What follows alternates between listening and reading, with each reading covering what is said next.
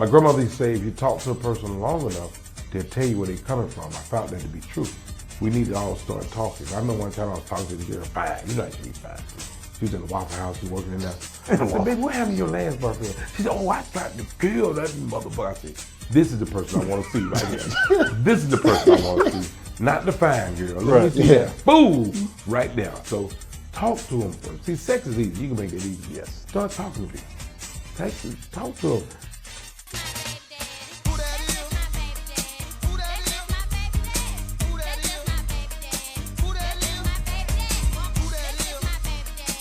Welcome back to another episode of Just My Baby Daddy Podcast. It's your boy AJ. The bougie baby daddy Eli. See how horrible that is? The intro. Yeah, that's bad. But y'all see what we got on the show today. We have a legend, a living legend. Every night before we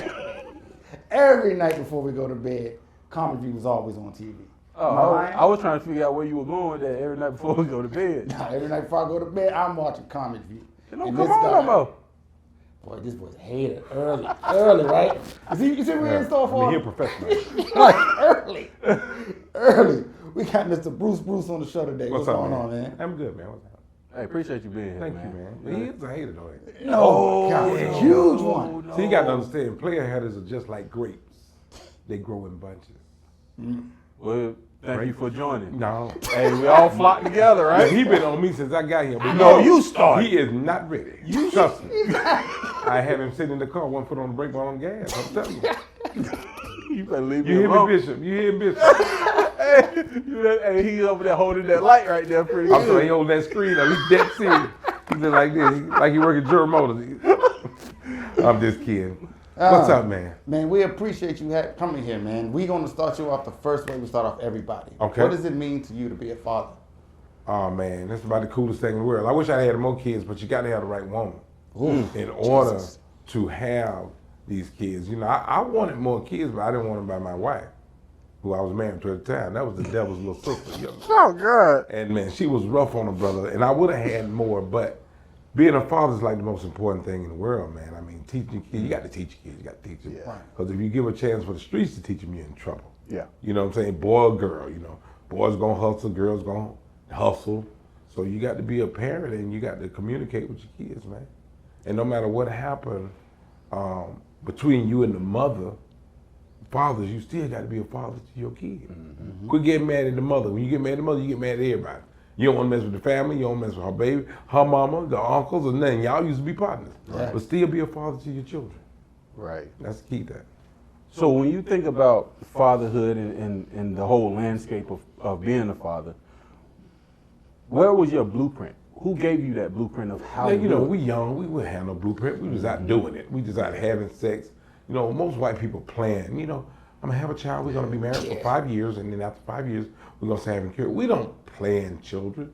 You know what I'm saying? Not as black people, we just have children. I wish I'd have waited and planned and get ready. But see, you also gotta understand, if you want kids, you gotta make sure your partner wants kids. True. Mm-hmm. So a lot of guys don't want kids, or we wanna do the thing, we wanna have sex with the woman and all that, but we don't want no kids. And then sometimes it's vice versa. Most women, I just like him, I just want to have sex with him, I want a kid, but make sure the woman wants a child and you want one too. You see what I'm saying? Then they come one, then they come another, they come another, however it's done. But both parties got to agree to what you do. So when you talk about planning, that's the first time I heard somebody say that, right? Yeah. What do you think would have been the difference if you took the time to plan, or do you think that's something that we need to start preaching? Yeah, we need to start But preaching. how do you think that would impact the children long term? Like, what do you think the difference would be? It'll be the big difference because you're being your child's life. It's almost like when you get out of high school, you plan to go to college. Yep. You plan to take a major. You plan on what you want to do in your life. So it's the same thing. You got to plan what you're going to do with your child. You know what I'm saying? And be in their life. You got to go to the activities. You got to talk to them. You can't brush them off. You got to sit and have one-on-ones with each child, because every child, you can have the same child by the same woman, but every one of them got different personalities. So you got to deal with all those different personalities. Especially if you got a bunch of girls. Oh my God. Because the girls, you know, they get emotional. They want to cuss the little boys out, even though they're brothers, they'll cuss them out, but they love them. But, you know, little boys have a tendency of picking on the girls. So, It doesn't matter if they're older or younger. Yeah, that's it. But they person that different. Like my oldest son, I've been trying to do a DNA, but He won't take the test. Now, Oh. I got to wait till he fall and cut it. You know what I'm saying? But the other two are just as cool, but he's just so different. And you got to understand, when two people have a child, it's two different people. Yes. Yeah. So you're going to have two different things. Yep. Personalities in there. So however they meet up, that's what I'm going. Then you got to deal with it. Yeah. Yeah. So when you're navigating different personalities, what is something within you that made you realize that? Because older school, like especially when older parents just say it's like a one size fit all thing. Oh yeah. But in reality, you have to become some type of therapist and pay right. attention and acknowledge right. that. But when did that start clicking and clicking in you to say, you know what, I can't do the one size fit all thing? Well, the key thing about life, we all know right from wrong. We know we're doing something wrong. We know we're wrong. We'll say, man, it's wrong. I know I'm wrong, but I'm going to do it. But let me tell you, my father left when I was 4 or 5. I ended up finding him when I was 40. Right? I'm from Atlanta, Georgia. Yeah, I had a private detective to find him. You know what I'm saying? And he thought I was going to attack him. You know, where you been? I don't know him. Yeah. I say, hey, man, I just want to see how you been. Yeah. I got 3 kids. You got 3 grandkids. They want to meet you. Yeah. But my uncle, when my dad left, I had this uncle, was the coolest dude in the world. He was about 5 feet tall, about a 98 in the waist, right? Jesus. Look like an egg with a bell on. You know? But he was my dude, and he told me, he said, when my dad left, he said, you ain't got to worry about your dad, you got old uncle here. So he was my father figure. Yeah. You follow what I'm saying? So I can never forget when I had all my children, and I never forget my wife and I broke up. And he looked me dead in the eye, he said, look here. He said, I don't care what she say. He said, I don't care what she do. He said, I don't care who you see her with. He said, it's your job to take care of them kids. He said, you remember what I tell you? He said, if you do what I tell you to do, in the end, you're going to come out on top. He said, it's just like this. He said, I might not be here to see it. I might be dead and gone. He said, but you're going to think about what I said. And I've been on top ever since. Oh, wow. Taking care. You got to take care of your kids, man. Yeah. I done been mad at her, yeah, but I wasn't mad at my kids. You know what I'm saying? Matter of fact, the kids would let me know stuff was going on. You know, she had another man over there. Dad. Hold on, you don't be asking. You No, won't they'll ask tell your me. way. They'll Oh, okay. tell me. You know what I'm saying? Yeah. And then one dude drawed a pistol on me. And I thought you were probably I shooting a kill you. I kept saying, man, you ain't finna shoot nobody, man. I said, I'll give you about 2 months. You're going to be calling me to take this motherfucker back. You know what I'm saying? So he was just trying to prove his man and all that. And then what's crazy, I ended up seeing him like maybe 15, 18 years later. Yeah. He walks up to me, Bruce, what's up, man? I'm a big fan. I'm looking at him. This nigga don't even recognize me. He ain't last 2 months. No, then. no, no. Crying like a red onion, man. That's crying. You hear me, man? Got you. But yeah, the key thing, man, you know, you got to stay in their lives, man. And kids now, it's with the internet and social media. See, we didn't have that. No, you know, when I was coming, we didn't have. These kids would do anything. They would say anything. I done had girls that come up to me, hey, I like your baby. Where's your mother? You too young for me. I'm telling you now. I'm scared of her because she got too much energy. She be mad at me. Bruce, that's it. Bitch, that's it. I'm sorry. That's all I got. So, you know, I don't mess with young girls because I don't want no old dude mess with my daughter. You know, karma is real, man. Yeah. I got you. Yeah. So speaking on that, when you said you met your father again, right? Yeah. Did he meet your found kids? He actually did, man. He didn't. He ended up passing away. And he was a doctor. He was a anesthesiologist. I can remember he was in the Air Force. I remember that. And he was a medic in the Air Force. And then he ended up getting his degree being a doctor. He flew airplanes and choppers. He drove the chopper when people got hurt. He was flying the helicopters and stuff. And we never did team up, and he passed away. Yeah, he died about, let me see, 15 years ago. Okay. And yeah, my mother and father's passed away now. But I'm the only child my mother ever had. I don't have any stepbrothers, stepsisters, nothing. I was 5 niggas by myself. Yeah, at least. You know what I'm saying? Something happened in the hood, my mama said, where Bruce at? So she know I had something to do with it. Where is he at? I know he had something to do with it. So did your dad have any other kids? None? Had no other kids or nothing. And what's crazy, I'm from Atlanta, Georgia, born in Atlanta. He lives in Atlanta, and I never did see him. Good Never. gracious. Until I got a private detective to find him. He dodged the calls about 3-4 times, and he sent them letters, and private detective just left him. He said, hey, this is Sergeant such and such. Your son is looking for you, Bruce. I need you He gave him a call. He picked up the phone. He was listening to them. Said, hey, how you doing? This Richard, what's going on? Who want to see me? He said, your son just want to see you. And I met up with him and we talked. Yeah. Wow. But he was scared. And then he was on the defense, you know. You know, brother, you know he ain't did right, so he ready for anything. And I say, man, what's happening? I didn't even go at him like that. Right. I said, man, I just want to see how you doing. That's Did you always have that outlook, or did you have to grow into that? Like, you know, I don't. Well, once my uncle told me he had my back, man, I ain't thinking about that dude no more. You know what I'm saying? Yeah. Once my uncle say, Uncle got you, don't worry about it. I ain't thinking about it. Didn't even think about him growing up. Didn't even think about daddy come to the school. Yeah. My uncle come up there, look like little Humpty Dumpty. Let me tell you something. That nigga walk over with those shoes, those steel taps. Like, look at who messing with my boy? You know what I'm saying? Yeah. 'Cause my uncle he was a very smart, and he was very knowledgeable of a lot of things. I never forget, my mother had this old boyfriend. You know, moms always get these old no good boyfriends, right? Trust me. So they was trying to send me to camp for 2 weeks. You know what I'm saying? You need to send me to camp. He need to go to camp. But my uncle was like, he tried to clear. My uncle said, look here, he can go to camp, but I need to look everybody in the eye who's going on this camping trip. I need everybody that's working on the camping trip. It's gonna be. I need to see them. He said, if they can't make the meeting, reschedule the meeting, but I need to look them in the eye because he didn't play that jump. Right. You know what I'm saying? He said, now, who is this? He asked questions, and then what was crazy, a dude went to school. My uncle was over the camp and he saw him. My uncle said, man, how you been? And they got to talk. He said, it's my nephew. He like my son. He said, I'm sending him on the. He said he want to come camp. He said, you send him on to make sure you're taken care of. So when the dude said that, my uncle was straight, but my uncle didn't play that, man. No. Yeah. So what's the biggest thing that you got from him? My uncle, everything, man. Personality. He'll tell a lie. Everybody got to back up, you know. He tell a lie. Everybody, did that happen? Yeah, that way. We know he lied. You know what I'm saying? But she was a baker. Yeah. He taught me how to cook, man. He told me something. He said, I'm teaching some stuff gonna stick with you for the rest of your life. He taught me how to cook. He the reason I don't drink. He used to drink, so he said, give me that water right there. He had some gin with water, with ice in it. I thought it was water. He said, drink some, and I drunk. I said, God. He said, I'm gonna break you from drinking. He did it. And he did that with a cigar. He said, light my cigar. I used to light it on the stove and got choked. I don't want it no more. He knew what he was doing, man. He was a smart dude, man. Wow. But he taught me how to cook. My aunt taught me how to clean up.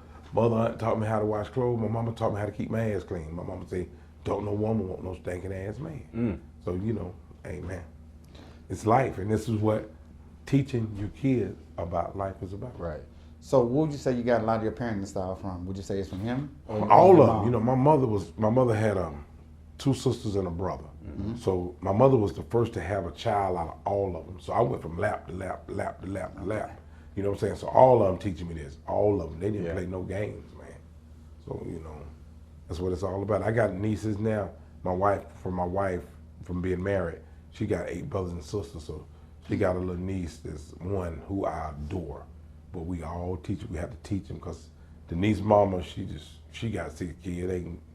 Ain't too bright. So we have to work with her too. So you have to teach them, man.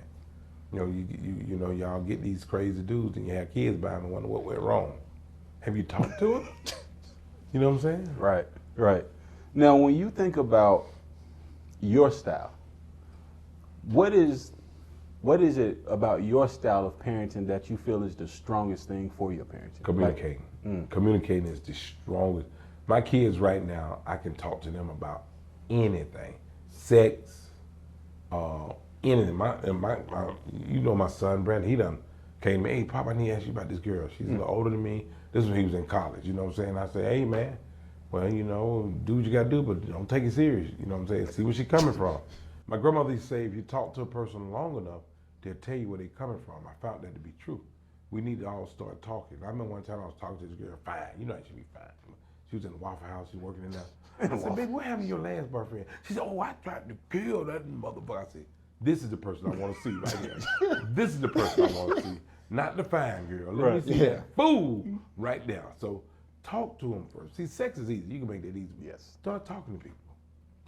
Talk to them. And we need to know when to stop. When we see signs we don't like, stop. If you don't like it, get the fuck on. Yeah. You know what I'm saying? Leave it alone. I don't care how fine she is. I don't care how fine he is. Leave it alone. Yeah. You know what I'm saying? I don't see, like, church folks don't tell you everything. Yes. Sorry about this, bitch. You know, church folks don't tell you everything. You know what I'm saying? They don't tell you everything. They got a son, they keep at home. You don't see him every Easter. You know what I'm saying? He's 43 with baby shoes on, white baby, with a living room table Bible. You like, who the fuck is that? You know, that Junior. Hey, Junior, where have he been? They have hid him. Upstairs in the room. You understand what I'm saying? Oh, he been in the basement. He's 42 years. He's 43 with baby shoes, white, and they patent leather. You grown baby. The Bible this big. Look, you know, come on. You know the one you grab on the living room cargo table. pants. Yeah. The one that's putting holes With the pockets on the Yeah. So that's why, you know, I never did. And the key thing about children, because everybody is not right. I'm gonna say that again. Everybody's not right. I never let nobody keep my kids. It was me, her, my mama, her mama. That's it. No church members, no friends, no girl, come by and keep a kid. No. If it'd be a situation where I can't go, well, I'll stay here with the kid. Right. You can't go, you stay here with the kid. That's what I did. Because people ain't right, man. I don't know why these people want to mess with kids in a sexual manner. And all these women out here that want a man, ready to give it to them. You know, yeah, give it to you. You know, because all the big women always want me. I don't know what they think we're going to do. Go look at a workout tape or go kill a buffet. But that's it. They don't got buffets. And they be serious too. So what's up? Nothing. Not a damn thing. What you gonna do? But you know, it's women out there they's willing. They want a man. And you gonna mess with a child? Something ain't right up here, man. Yeah. Ain't right. I've met more women in my life, and I had a lot of women. You hear me play? I used to be a player. I mean, we got the songs. From the Himalayas. You understand what I'm saying? But uncles, granddaddies, cousins that's disgusting. have messed with them. I don't know what's wrong with these dudes, man. No, we don't do that. Get you a good woman. I know a friend of mine now from Philly got 2 wives. I ain't gonna call no names, but and they say, yeah, we his wife. And I'm like, damn, why can't I have 2 wives? You know what I'm saying? You better leave him alone. I ain't gonna call no name. Bishop, you hear me though? I do got a question for you though. Yeah. Oh, so Especially with your profession, right? Yeah. You're a comedian, so you have children that take on a lot of your personality. Yeah. So let's say when they're in school or they're getting in trouble for like talking, because I have that issue now with my daughter where she just talks and talks and talks, and it's like she tries to mimic me with certain stuff, and I'm like, I know when to turn it on and turn it off. Yeah. How do you teach that to your kids? Because they see what you do. You got to still communicate. Like I told you earlier, when I was young, something happened in the hood and it was stupid. My mother knew I had something to do with it. So you know your child. Yeah. You know, if your child says, Daddy, I didn't say that, you know she lied. Yeah. Because you know her. You know what I mean? But she's going to have to learn to turn it on and turn it off. You got to teach her, hey, baby, there's a time and a place for everything. Sometimes it ain't the time. Like I went to school with a dude, he couldn't read. Well, he could read. He was very smart, but he came and slept all day. So if you, back in the day, when you come to elementary school, if you just came in class, they'd pass you with a D. You know what I'm saying? This dude named Rab slept all day. So I used to trick him. You know, I got tired. I said, hey, Joe, I'm doing all this work. He ain't doing nothing. So we was like in the 4th grade, and I said, Rab, teacher wants you to read this paragraph. Oh, God. He'd jump straight up. You know, he only asked him questions. He'd sleep. And he'd just jump straight up. Teacher just look at him. Say, Rab, we read that early today. What you? He said, I'm gonna beat your ass. You ain't gonna do shit. You know what I'm saying? So, you know, but he had a family that wasn't communicating with him. You know what I'm saying? Because see, back in the day when I grew up, the neighborhood, you heard the saying, it take a village to raise a child. That's true. And the neighborhood back then, boy, let me tell you something. This is a true story. Old players grew up when I grew up. One dude named Buster, one dude named Duval, you know, one dude named Mr. Sterling, Cantria. They was old number runners. They retired railroad men, stuff like that.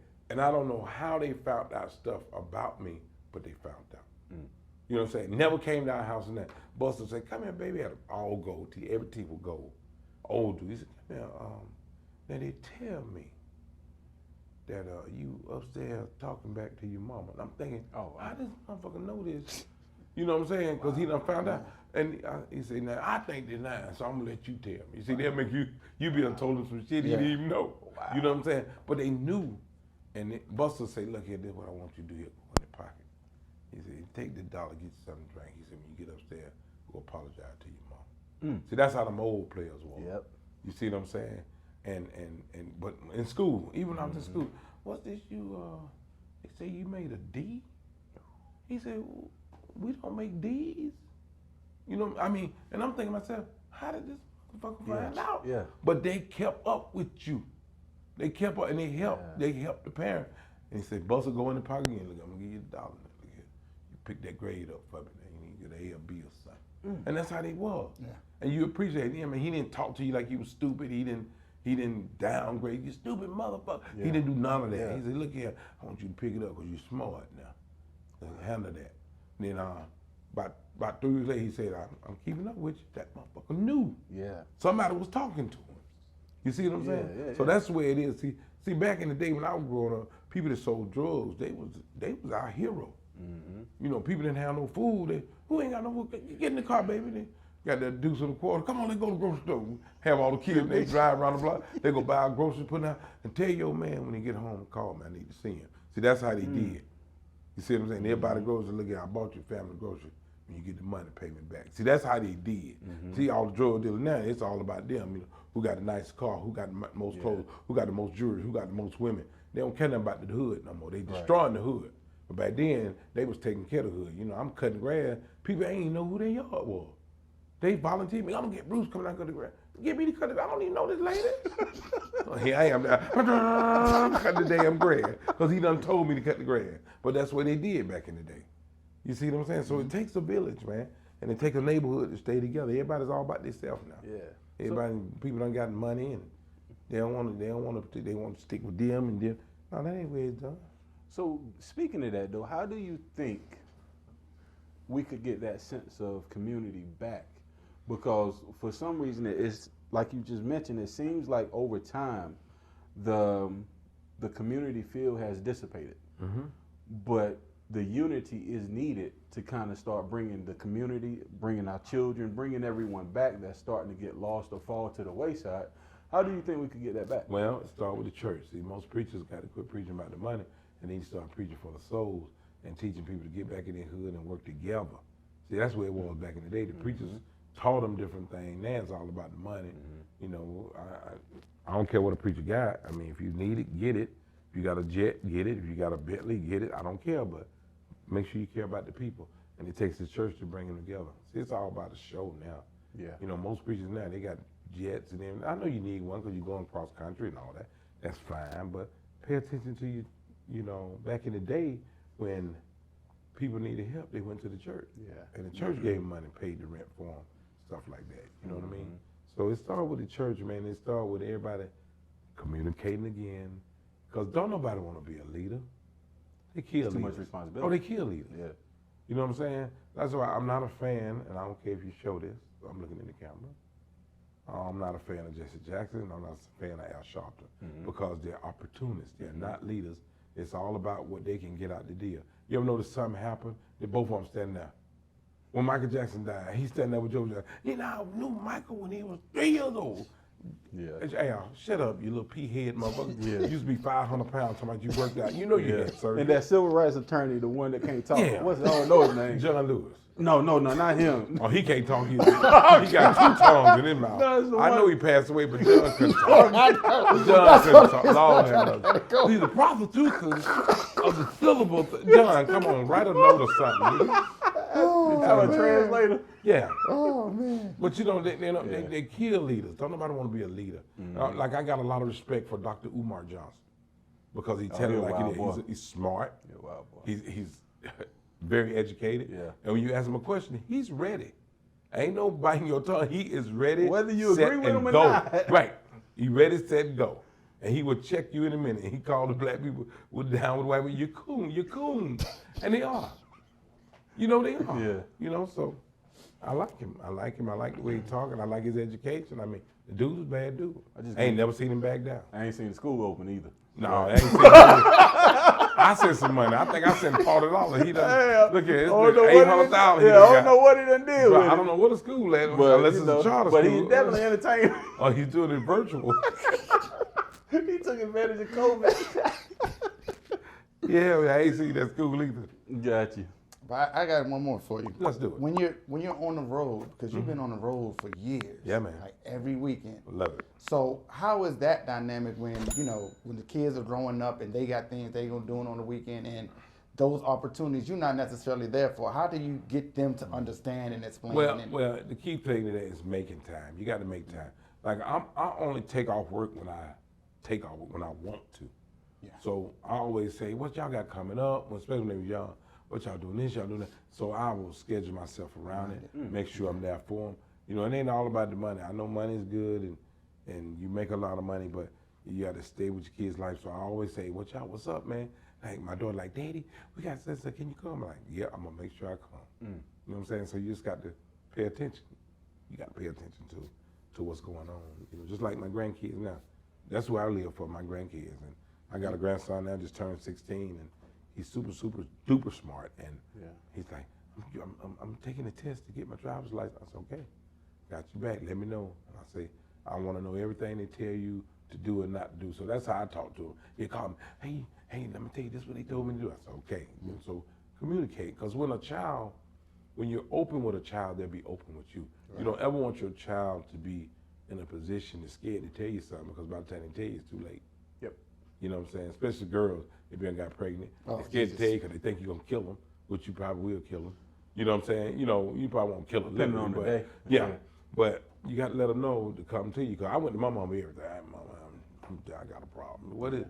And I tell her, I'm glad you told me. But she comes back, you picked the fine goddamn time to tell me. You could have told her, Mama did found out. You know what I'm saying? So, you know, I had to deal with that, but she was there. Yeah. See, most mothers are there. I don't care what you did. You can be and shot everybody in the church.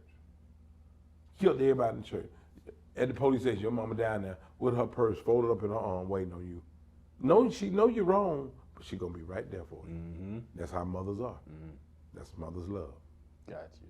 So when you spoke to making time and prioritizing what you need to, did you have to grow into that mindset, or did you already have that instilled? No, I already had it in me, man. Just like even when, let me give you a quick story. When my first wife and I broke up, she knew how I felt about my kids. My kids was always with me. When I get home, they run, Daddy, Daddy, they come to me. Mm-hmm. But she knew how I felt. So I came to her like a master. Look, I know we don't see eye to eye on everything. I know you hate my guts and the feelings are mutual. But we have 3 kids here and we need to take care of these kids. Let me work out a payment plan with you. This is what I said. I said, don't put me in the system. Mm-hmm. You know I'm gonna take care of my kids. You know my record. You know live with me for 10 years. You know how I do things. I worked 3 jobs when you didn't work a job. Mm-hmm. I said, oh no, you gonna pay me, pay me. I want $3,000 a month. Wait a minute, now, baby, I ain't making but $3,000. They tax it is $2,600. Bitch, I'm gonna owe you, goddamn. I'm gonna owe you for $400 a month. You know, so work with me. Now she put me in the system, which I thought was the worst thing in the world, but it was actually the best thing for me. And I was trying to get, at the time, this is, oh my God. Let me see, Antoine is 41, Francis is 38, Kiki's 36. So at the time, I was paying $1,000 a month. Mm-hmm. This is when I work in a job. And I offered her $1,200 a month. Mm-hmm. And she, oh no, you gonna pay me, motherfucker. Then we got before the judge and they got them 1099 and the judge said he's paying $1,000 a month. And I went like, oh really? You know what I'm saying? Yeah. So then she ended up getting them, I paid it every month, but she ended up beating the system between her and her mother girlfriend who worked for child support. They beat the system and she got more money from the state and she got $43,000 from the state over a period of time. Right. And they sent me a letter saying, they don't send you the letter till the money built up. They said I was in the rear. Ooh. And my mother, I say, rear? My mother say, rear mean behind. Yeah. Like, how am I behind? And I'm paying my child support. And she had got money from the state. I had to pay it back though. Oh, wow. Yeah, but you know, everything worked out. Kids are grown now. Yeah, that's what they say. Once the kids are grown. Kids are grown. Yeah. The kids can deal with me. They ain't got to deal with you no more. She took me to court 63 times. 63? 63. Just for child support and stuff? Yeah, child support. Never got no money. The judge, Bruce, is that you? I said, yeah, that's me. Son, you got everything together? I said, yes, sir. I have you out of here in 10 minutes. Because see, every time I came to court, I always had my stuff together. Yeah. You know what I'm saying? Wow. She was in there with a different dude every time. How did that affect you emotionally, though? Oh man, pissed me off. I wanted to fight one dude she brought to court. He said, "Damn, that go Bruce over there." She said, "I ain't see him no more." She came back to court the next time. He was gone. She was with another dude. But you have to stay sane. Just like you got to keep your peace of mind, like Will Smith should have done with Chris Rock. Yeah. You know, you never should have went up there and slapped that dude. And if y'all notice, when he came up, Chris said, "Oh, there go Richard." Now y'all know what Richard mean, right? Yep. Yeah. Richard mean dick. Mm-hmm. You know what I'm saying? And he was joking the whole time. He cold cocked him. Yeah.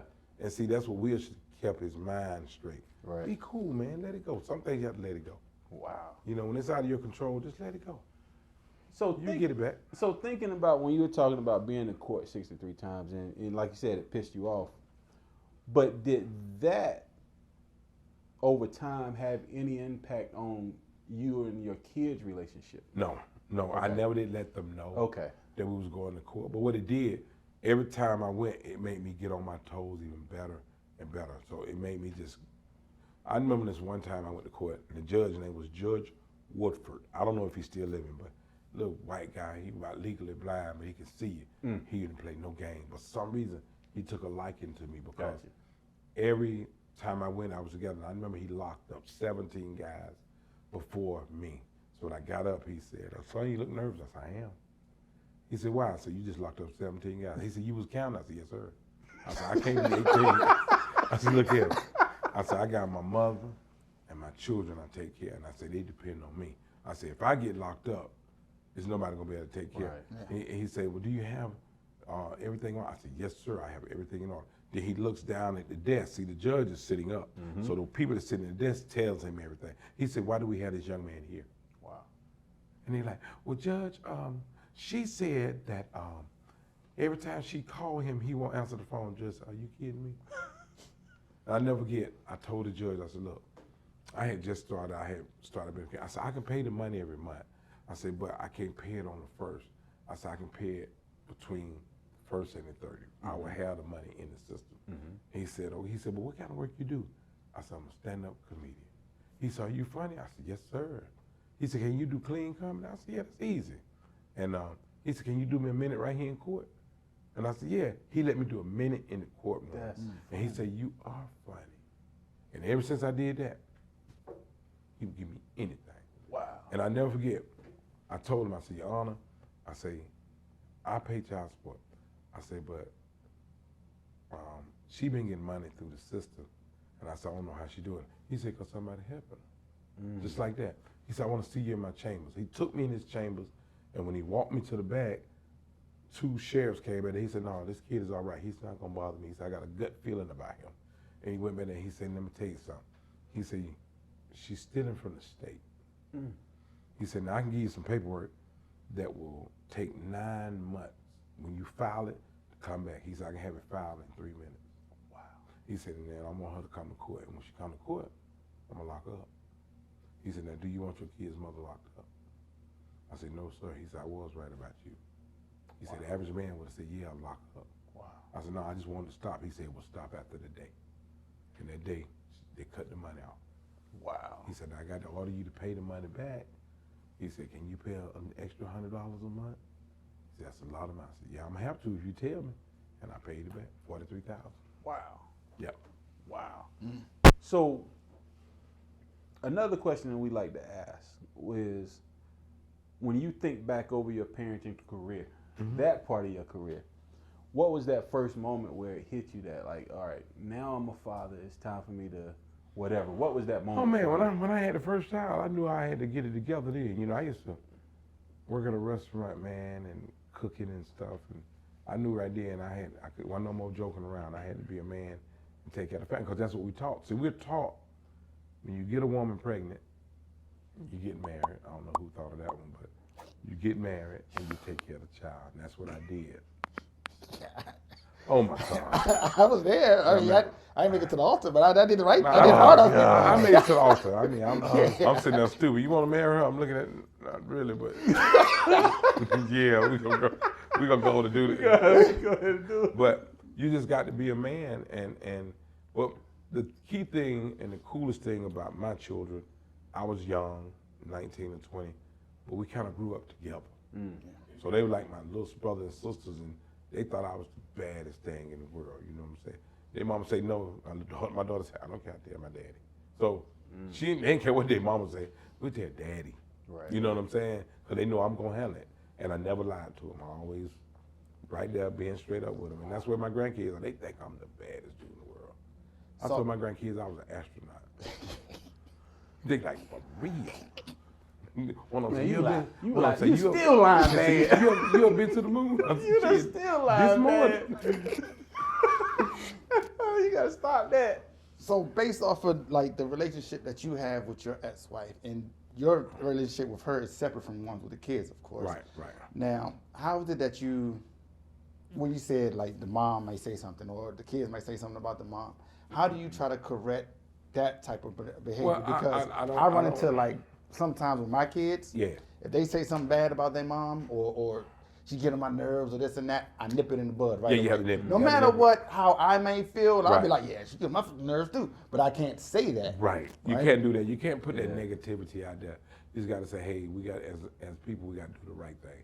My ex-wife been married 5 more times Good. since we divorced. You know what I'm saying? It wasn't your fault. And I've been telling them, she know how to get them, but she don't know how to keep them. Yeah. You know what I'm saying? Yeah. And I be like, hey, one day she'll get it right. That's what I tell them kids. One day she'll get it right. Yeah. I told my daughter, I say, when you get older, make sure you ain't got a lot of men in your life like that. And my daughter's 36. She's been married 15 years. You see what I'm saying? Yeah. And her husband was super cool. And I counsel them when they call with situations, and my daughter get a holler, oh, Daddy, you taking the time? No, let me tell you the good and bad and the ugly. After I get through, she's like, you're right, Daddy. So you got to communicate. Yeah, they're good kids. Nah, that's dope. So when you're thinking about, all right, you have grandkids now. I do. I have 10. 10. Yes, sir. Now, what's your approach to being a grandfather as opposed to when you were being a father? Well, grandkids. Well, you're still a father, but Okay. you know what I mean. The approach is kids, when you have your own kids, you beat the hell out of them. Okay? But grandkids, you don't touch them. That's their parents' job. The grandparents' job is to spoil them. And if they do something wrong, you correct them. Correct, yeah. But don't hitting them. Oh no, Yeah. Your mom and dad, they can hit You tell on them? No, we got a bond. Cause one of them told me, said, look, I broke my phone cord. My mom don't know it like that. I said, well, I get you. Okay. You know what I'm saying? Like that. So Yeah. that bond, but for us hitting them and stuff like that, oh no. And then I do things with them that I couldn't do as a child. Like I took them on Disney cruise, and I took them to Disney World about 4 or 5 times. He throw a Mickey Mouse in there. Yay, Mickey! But they enjoy it. Let me tell you a real experience. Who was on a Disney cruise? So they was trying to meet the characters, right? And when I don't know if y'all have been on a cruise, but certain times of the day they have Daffy Duck on the first day. Yeah. And Mickey Mouse on the 10th day. They have all the cameras. You take pictures. Of course, it's 4,000 people on the cruise. You understand? And it's hard to get a picture with them. So we want a picture with Mickey Mouse. Mickey Mouse, Goofy, and all of them. Snow White, Seven Dwarfs. So they never could get a picture. So they was walking Mickey Mouse down the hallway. He had just got through taking pictures for like 2 hours, and they was walking him down the hallway. Somebody in a Mickey Mouse suit, and Mickey Mouse said, "Hey, Bruce." I'm like, what? Did he call my name, right? Yeah. So he said, "Follow me in." So it was bodyguards with him, like 4 securities, and he walked in, and I walked in the room, and it was a white dude that knew me. I said, "Hey, man," I said, "my grandkids has really been trying to get a picture with you guys, man." I said, "But it's always 500-600 people in line." Yeah. He said, "Bring them down here about 8 o'clock tonight to this room. I'll make sure you get in." I said, "Okay." So I had 4 of my three of the grandkids with me, and that's how we went on the cruise. And we walked downstairs, and when we got in the room, he had everybody. in the Oh, room. wow. That's He had Goofy, Mickey Mouse, Minnie Mouse, Snow White, everybody. Good gracious. Daffy Duck, Donald Duck. They all were of in them. heaven. Oh, they almost fell out. And we they let them take like pictures after pictures after Wow. pictures, man. And that was the coolest thing. So I'm like the super granddad. You know what I'm saying? I was like, I got a surprise for y'all. Y'all go, like, for real? Damn, I ain't gonna tell my damn. But when they got down there and seen that was the coolest thing, man. So, you know, it's cool being a granddad. Nah, that's pretty dope. Let's circle back to something though you were talking about earlier, being that you had your career is expanded a long time, right? It did, man. I mean, you've been doing Still this for a doing long Still, time. yeah, Still teaching. We're you here know. now. I mean, I've been teaching comedians and helping comedians since I can remember because I had a lot to help me. You know, John Witherspoon played Pops on the Wayans, was one of my mentors. Ronaldo Ray, who's my co-host on Comedy View, was one of my best teachers. Rodney Winfield. So I just started helping people because it's in me. Yeah. Mike Epps, I put him out. I made him audition for Fridays. He didn't want to. I made him do it. You know, he was scared. I said, man, he's looking for somebody like you. Now he's Day-Day. Yeah. Well, can I ask my question now then? Yes, sir. I just want to share that with you. Bishop, you hear this? Nah, so I was just joking. But going back to that, and like I said, you're going down your part of your resume just then. Thank you. Yeah, I just want you to know that. But now, how do you or did you manage expectations that could have been unintentionally imposed on your kids based on who you are? I had to watch what I did. You know, I had to watch what I say and do. Let me tell you something. You know how people always plan their career? Like, you know, when I get out of school, I'm going to be a doctor. Let me be honest, man. I didn't know what the hell I was going to do. I didn't. I didn't have a clue. The only thing I knew is that I had to help my mother. Yeah. My mother was going through it, and I was a ROTC fanatic. You know, I used to be in ROTC, and I had like 16 scholarships to go to military colleges. I could have went to West Point. I was accepted. I'm like, no, I had a sergeant say, son, are you crazy? I said, I might be. I said, but I got to help my mom. I cannot leave my mother. And I didn't know what was going on now. And I've always been the class clown, neighborhood clown, barbershop clown, all that. And I had one dude told me, said, man, you need to go on stage. Wow. He told me, but no, I'm gonna do the right thing. I'm working in the restaurant. I'm cooking. I ended up hiring this guy, older guy. He told me he had worked for the restaurant back in the 50s. It was a barbecue restaurant. And he used to watch me in the kitchen all the time. I'd be in there joking around and everything. He said, you ever thought about doing stand-up? I said, no. He said, you need to do stand-up. He said, I'm gonna bring you something tomorrow. He brought me this album cover. He brought me an album. It was him. Wow. He was a comedian. Wow. It was him and another guy. It was a duet. His name was Reverend Mule, and another dude's name was Dr. Arrowhead. It was Reverend Mule, Dr. Arrowhead. And he was in the position like he playing baseball, but he had a tree in his hand. And Arrowhead was down in the catcher's position. The name of the album was called So You Want to Know Baseball. He told me, he said, you got it. But he was an alcoholic. He said, listen, don't do like I do. Don't waste your life away. Go on stage. No, I went and got a job at Frito-Lay because I'm looking for good money. Not listening. Yeah. Started working for Frito-Lay, went through hell. You understand what I'm saying? Got on the job, just went through hell. But then everybody at Frito-Lay, man, you need to go on stage. Wow. And when I did do it, I knew that's what I should have been my whole entire life. Wow. When I first went on stage, and I've been doing it ever since. And it's been good. It's been wonderful. The dude that I hired, he died about maybe 15 years ago. He was 89, Reverend Mule. If you Google his album, Reverend Mule out there, it's on his album. Wow. And he taught me a lot. He taught me a lot. But it was my time to go in, but I didn't listen. Wow. So that's a lot of times we have to pay attention to what we do. And I had a waitress one time. Her name was Cindy McCormick. And she told me, she said, we went to a comedy club last night. She said, Bruce, you need to go up there. And she said, we saw this guy say he was really funny, but you're funnier than he is. And I said, what was his name? She said, Steve Harvey. I mean, this was like in 86, 87. Wow. She said, he was funny, but you're funnier than him. And I never forget that name, Steve Harvey. I started trying to keep up with him. And I met Steve, and I told him that, and he gave me the look like, holding the lip down. What? Yeah. That lip heavy. Steve cool though. So what was that moment? Let's talk about that for a second. What was that moment when you realized, you know what, I'm sticking with this? And this hey man, I knew it was something I liked, and I wasn't gonna let it go. I held on to it, man. And what I really realized is, as it progressed, people started hating me. I'm like, oh, Yeah, you're getting good. something's happening here. You know, I had one comedian. When he laid his eyes on me, he could not stand me. I mean, he was like, man, I'm from Chicago, man. You know, I said, bro, you in Atlanta now. You know, I don't care nothing about Chicago, bro. I'm from the Bluff.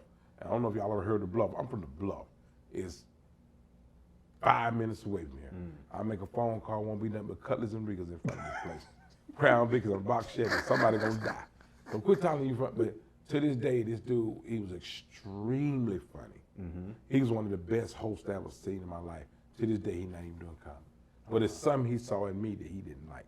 He said, I don't like that motherfucker. You know, he used to tell people, Success. I didn't care. That's what it is. I had tunnel vision. I'm going to get this. I'm going to get this. I go on stage. Haven't stopped. Ain't not going to stop. Yeah. I asked B.B. King one time, you ever think he'd stop playing the guitar? He said, when they close that casket, that's when I'm going to stop. Oh, wow. And that's when he stopped. He played till the day he died. When you look back at it, and like you said, your kids grew up with you, right? Does it touch you when you look back? You're like, yo, I'm successful. My kids have been along this journey with me. Does it ever? You ever look back at the journey? No. People always say you got 15 minutes of fame. I always tell people I ain't started on mine yet. I'm still having fun. I still got a lot more to go. Wow, that's crazy. Yeah. When you're having fun, it's not work. You know, when you're having fun, it's not work. It's just you're having fun. But I make money doing it. You know what I'm saying? And I never thought in my life I would make the money that I made in my life telling jokes. Yeah. You know what I'm saying? But people love you when you're consistent and you're nice to people and you not arrogant, conceited. Yeah. People like that, man. You know what I'm saying? And some people like it vice versa. Yeah. Some people like the arrogance. Some people like, but man, it's me. This is my personality. On stage is not an act. This is me. Yeah. This is how I act every day. So I'm not going around, hey guys, how you doing? No. Yeah. What's up, players? What's happening with you? Yeah. You know what I'm saying? So this is me. How do you maintain that humility though? It's just me. You know, some things you have to ignore. You know, people say stupid stuff. Man, you look tall on TV. I said, so how tall is your TV? Because you said some stupid stuff, bro. You look uglier in person, but I didn't say that. But I'm looking at you, and bro, in person, you are really fucked up. But don't start looking at me, talking to me like that either now. Look at you. Now, we've been all right the whole time now, but you, man, but I wasn't talking at you. You being I was borderline talking disrespectful to me. You know what? He been trying to joke me all night. No, I ain't either. Yeah, but people will tell me stupid stuff like that. You know what I'm saying? And then the one to get me is the people that have seen me before, and I ain't seen me. Remember me, man? Oh no, you gonna act like you, bruh.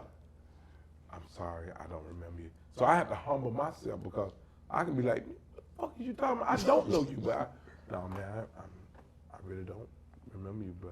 Man, you pumping gas at the gas, bro. You ain't telling me I was pumping gas at the gas station. That's funny. You know, people come out. I had one girl front on me so bad. I was with my wife, who was in the mall, and I say, she walked up. She was like 3 other girls, and we walked in, and she go, hey, Bruce. I said, hey, baby, how you doing? Oh, don't act. I said, first of all, who the fuck are you? Because if you with Killer J, you wouldn't say shit to me. You was in that with that baby daddy, you know what I'm saying? Yep. That you got them kids by, you wouldn't even look at me. Because he'd say, who is that you looking at? Yeah, but if I'd have said something to you like you don't know me. That's funny. Yeah, people trip, man. But you got to learn how to handle them. Sometimes you just have to let it go. Because I can either go like, bitch, fuck is you talking? But I go, you know, I'm sorry, baby. I don't apologize for stuff that I didn't even know about. Yeah. So what advice, we're going to start getting up out of here, so we're going to ask you some of the closing questions we always ask is, what advice would you give to someone who's aspiring to be a father or just had a baby? Making sure. Well, you got to take care of your kids. You know, you made that decision. You know, you got to make sure you stick with your decision. And quit getting mad at the woman about stuff. Women do what she want to do. It's hers. If she want to give it away, she can give it away. It's hers. Okay, but you still got the obligation with that child. Yeah. You know what I'm saying? And people, like I said, when I was having kids. I wasn't planning on having kids. I didn't know I was getting some. You know, Yeah. happy. You know, got the rope in my hand. You know, looking in the mirror, got the one hand on the headboard. You know, Got the rope. I'm tearing it up. Had a rope in his head. Yeah, I was doing rodeo then. But we didn't know. We were just doing it. So we got to be, like I said earlier, we got to make sure we make the right decisions. And a lot of things we see we don't like, get the hell on. Yeah. Don't even stay there for it, because you're going to get abused. Everything is a different level. I got a girl, I know, she fell in love with this dude, you know. Me and her, we very cool, like sisters and brothers, and they used to get arguing, and then shove. I said, baby, it's different levels now. I said, y'all gonna be arguing, next thing you know, you're gonna be pushing each other, and you're gonna be fighting, and somebody gonna start shooting. You know what I'm saying? And it ended up going to that, except for the shooting part. They ended up getting to fighting because she wasn't gonna back down. Right. Nigga, you ain't gonna tell me. He beat her like she was a dude, you know. But I had to go talk to her. I play her, talk to me. Why did you hit the woman like that? Come on, bro. You could have walked off. So, we, you know, everything is different levels, and we have to pay attention. If it's something you don't like in a woman and something you see you don't like, man, just because she got a big ass don't. You know what I'm saying? That's like a dude with a big dick, but if he don't like women, he just a dude with a big dick. Bam. Yeah, I lost It's just that that simple. Yeah, And like I Forrest Gump won't would follow say, that metaphor. as far as Gump would say, that's all I got to say about that. Yeah, I'm glad. I don't know how to but respond to he that. look- Yeah, that metaphor is mean. yeah, man. yeah. Like, yeah, That was a little. yeah, over your it, head. yeah, It's okay. it slide right. But the like- ladies understood what I was saying. Like, yeah, he's right. Okay. Yeah. So last question. Okay. Simple. What do you want your legacy as a father to be? I like for them to know that I was the best father, understanding, caring, sharing, because that's who I am, and he was the best I ever had. My kids think that about me now, and I think that about them. They're the best kids, man, and just keeping it real with them. That's the key thing about life, keeping it real, man. Nice, dope. Now, that's why people don't like Donald Trump, you know, because he makes stupid decisions, but he was Donald Trump. He kept it real. Yeah. He said stupid stuff like people are dying today that never died before Donald Trump. Come on. Of course, right? Was that a college answer? You know, but just keep it real, man. Yeah. Yeah. Nah, that's dope, man. For you to sit down and take the time to talk to us, Hey, man, I appreciate it. we enjoyed you. Thank you, man. Kinda. You actually cool, though. You know what I'm saying? You're okay. No, you cool, but, You're you know, okay. I mean, you ain't the best thing in the world. You know? I'm not. You kind of crazy. You know what I'm saying? That's why we get along. Yeah. He the type of brother steal your money, help you look for it. You know? True. And, I ask you, And then let you was borrow it some. 250s, 100, and a 20? She's like, yeah. You're like, I ain't see you. Nah, man. Thank you for coming, man. Thank you, man. We enjoyed it, and you had a lot. You know, even though your resume kind of long, and we had we had to cut it off on you for a just, second. this should be the best show y'all had. You understand what I'm saying?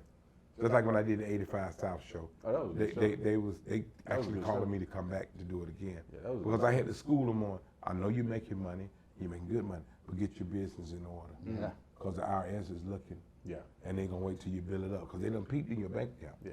They know what you got. You see what I'm saying? So get your business. It's not all about telling jokes. This is a business. Yeah. And you got to pay your taxes. So keep it real with yourself. Yeah. I don't play with that. Them No, alphabet people. them IRS folks, they don't even smile. They just laugh like this. Yeah. All right, we out. Thank you, man.